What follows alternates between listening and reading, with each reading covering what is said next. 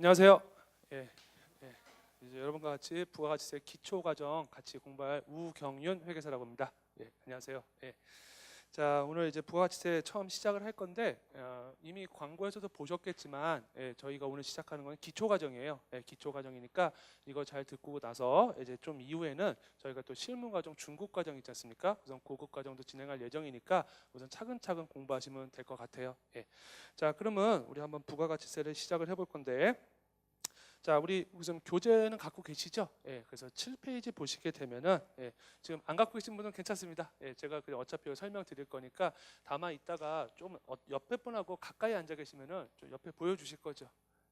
보여주실 거죠, 같이? 그래서 보시면 그 부분만 보시면 되니까 너무 신경 쓰지 마시고요. 자, 이제 부가가치세를 처음 공부하시는 분들도 계실 거고 아니면 좀 어느 정도 해보신 분도 계실 테지만 처음 공부하시는 분들을 위해서 제가 이제 기초 개념부터 설명을 드릴게요.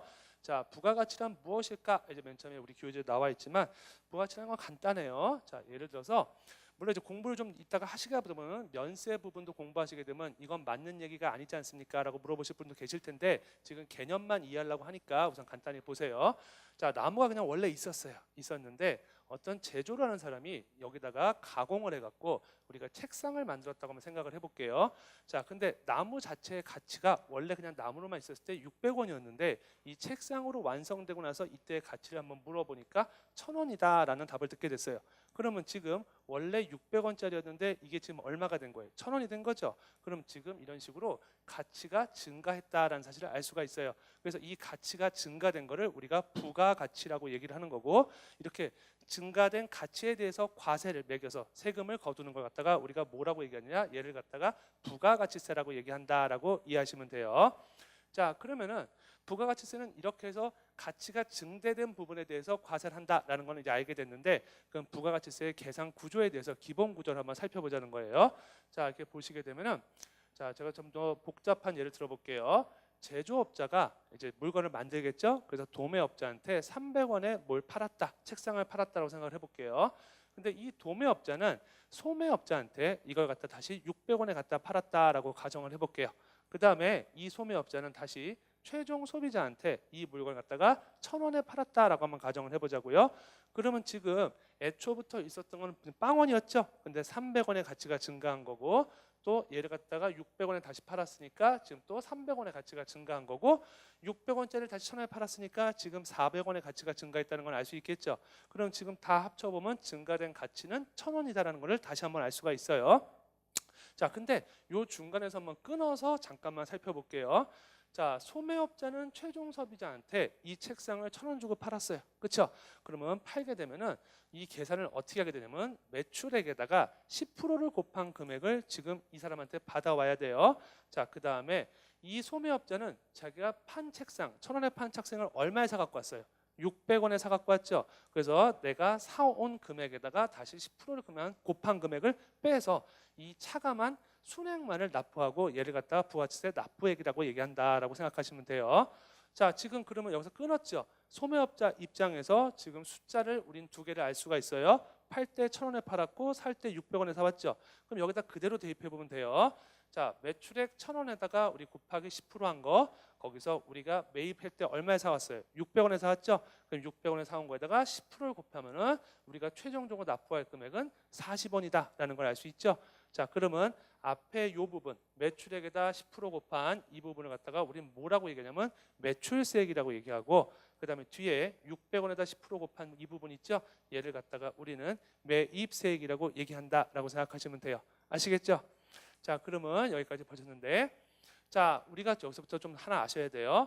방금 지금 보신 그림에 의하면은 600원짜리를 1,000원에 팔았죠. 그럼 1,000원에 팔면은 물건값이 1,000원이라는 사실도 알고 그 물건값에 부과해서 과세되는 게 있죠. 부가가치세라고 지금 말씀드렸죠.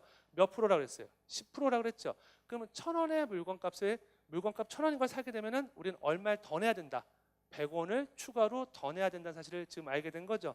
자, 그런데 이걸 잠깐 보시게 되면 방금 여기서 얘를 1,000원에 샀을 때 지금 말씀드렸지만 물건값은 1,000원이고 여기에 부과되는 부가가치세가 지금 100원이다라는 것도 알게 됐고 그래서 도합 이 거래에서 발생한 거래 대금은 지금 합계를 내면은 1,100원이 발생했다라는 사실을 알 수 있죠. 자, 그런데 여기가 우리가 1,100원 합쳐서 1,100원이라는 걸 아는데 얘를 갖다가 도대체 누가 납부하는지 생각을 해보자는 거죠.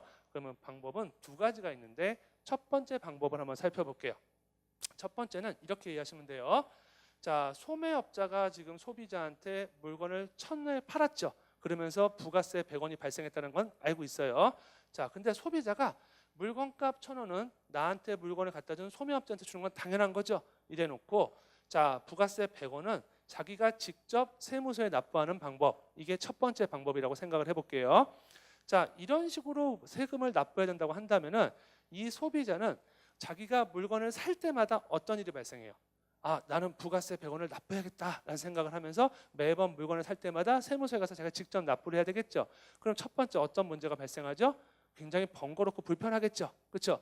자, 그리고 이런 식으로 거래가 발생하게 되면 소비자 입장에서는 내가 물건 한번 살 때마다 납부해야 되는 세금이 얼마라는 걸 너무나 명확히 알게 되겠죠. 그러면 조세 저항도 발생할 수가 있다는 거예요. 아시겠죠? 조세 저항이라는 게 뭐예요, 여러분들? 우리 올해 연초에 무슨 일 있었죠? 연말정산 제도가 개편되면서 세금을 확 늘었을 때 우리 국민들이 반발하죠. 그렇죠? 이제 이런 걸 조세 저항이라고 얘기하거든요. 그래서 내가 직접 이걸 사는 거에 대해서 체감적으로 느끼겠죠. 그래서 반발이 생길 수 있다. 자, 두 번째 케이스는 어떤 케이스냐면 자, 소매업자가 지금 물건값 1,000원과 부가세 100원까지 합쳐서 1,100원의 대금을 아예 소비자가 이걸 소매업자 다 주는 거예요. 그 다음에 소매업자는 이 중에서 부가세 100원만큼을 자기가 국세청에 납부하는 이런 방법이 있다라는 거예요. 그러면 첫 번째하고 두 번째 방법 중에서 지금 우리 사회에서 실행되고 있는 방법은 바로 이 두 번째 방법이라는 거죠. 자, 근데 이 방법을 잘 보시게 되면은 소비자는 나는 고민할 필요가 없죠. 그냥 부가세까지 사업자한테 줘버리면 되는 거고 이 사업자가 알아서 100원의 세금을 납부하니까 소비자 입장에서는 편한 거겠죠. 또한 사업자 입장에서 봤을 때 효율성 측면에서 봤을 때 사업자는 이 소매업자는 지금 사업자죠. 사업을 하는 사람이니까 이 사람은 이런 고객들을 굉장히 많이 만나겠죠. 그러면 이 고객들이 한 명 한 명이 다 세무서 가서 찾아서 내는 것보다는 이 사업자가 이런 사람들한테 축 다 걷어갖고 한 번에 납부하는 게 훨씬 더 효율적인 방법이겠죠. 그래서 2번의 방법을 쓰고 있다라고 생각을 하시면 됩니다. 아시겠죠? 예. 자, 그러면은 사실 뭐 조세 저항 얘기도 아까 잠깐 했는데 한번 잘 생각해 보시면은 지금 우리나라는 여러분들이 물건을 살 때 물건값이 써 있는 가격표를 보게 되죠. 그럼 가격표에 지금 부가가치세와 물건값이 구분돼서 표시돼 있나요? 안 돼 있죠. 물론 이제 물건을 사고 나서 카드로 결제를 하거나 현금을 냈을 때 그 계산서를 보면 거기에는 부가세 금액이 구분해서 별도로 표시돼 있긴 해요. 근데 이건 이미 물건을 사고 나서죠. 그렇기 때문에 결제를 하고 나서기 때문에 내가 생각을 잘 못해요. 그렇지만 물건을 사기 이전에 판단할 때는 그런 부가세 금액이 숨겨져 있기 때문에 잘 모른다는 거죠. 자, 그래서 조세 저항이 많이 완화되는 거죠. 이제 미국 같은 경우는 여러분들 가서 물건값을 보잖아요. 가격표를 보면은 거긴 순수하게 물건값만 써 있어요. 그러다 보니까 내가 여기 카운터에서 그러니까 그 진열대에서 물건을 살려고 들고 와서 계산대 가서 계산할 때는 내가 본 가격표보다 금액이 더 올라가 있다는 거예요. 그 이유가 왜 그러냐면 걔네들은 부가세 자체가 이렇게 우리가 계산하면서도 느낄 수 있도록 있지 않습니까? 그런 구조로 돼 있다라고 생각하시면 됩니다. 자, 그리고 여러분들 다행이라고 생각하셔야 되는 게 우리나라는 지금 부가세 세율이 10%로 고정돼 있죠. 예, 가까운 나라 중국 같은 경우는 부가세 세율이 차이가 있어요. 예, 그래서 품목마다 최저 3%부터 최대 16%까지 구간별로 다 나눠져 있거든요. 그러면 어떤 품목에 대해서 어떤 세율을 적용할지를 매번 판단해야 돼요. 그럼 되게 귀찮죠, 그렇죠? 예, 뭐 갑자기 우리나라 태어난 게 고맙기도 할 겁니다. 아시겠죠? 예. 자, 그러면은 이제 부가치세는 이런 특징이 또 있어요. 가만 보시면 이게 방금 봤던 그림이죠. 예, 우리나라에서 지금 2번 형태로 가고 있다고 얘기했어요. 자, 그러면은 제가 지금 말씀드렸어요. 소매업자, 즉 사업자는 부가가치세를 아예 다 받아서 자기가 세무서에 납부한다고 말씀드렸죠. 자, 소비자는 지금 부가가치세를 자기가 낸 거죠. 그러면은 이 상황을 정리해 보면 소매업자를 우리는 다른 말로 납세자라고 얘기해요. 세금을 납부하는 사람이죠. 근데 우리가 소비자를 뭐라고 얘기하냐면 담세자라고 그래요. 그래서 세금을 부담하는 사람이라고 얘기해요. 자, 이렇게 납세자하고 담세자 둘이 있을 때 얘네 둘이 지금 불일치하고 있다는 걸 판단할 수 있죠. 볼 수 있겠죠. 그래서 이렇게 두 개가 불일치하는 세금을 우리가 뭐라고 얘기하냐면 간접세라고 얘기한다라고 알고 계시면 돼요.